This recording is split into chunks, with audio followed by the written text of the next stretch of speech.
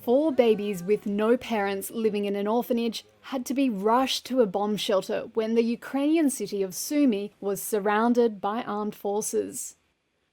Local officials say they were among dozens of orphans who spent 2 weeks in the shelters, while the northeastern city was under siege. They reached relative safety at last over the weekend, after they were evacuated hundreds of miles west to the Kiev Heart Centre. Boris Tudurov is a cardiac surgeon at the hospital. All 4 were born earlier this year. Some are 1 month old, others 2 months old.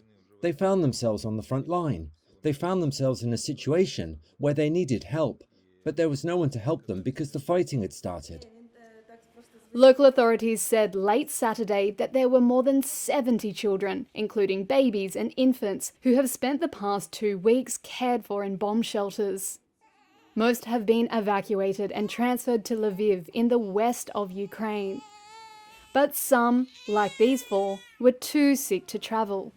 Dr. Tudurov said he hoped that they would be able to perform life-saving open heart surgery on one of the babies suffering from congenital heart disease.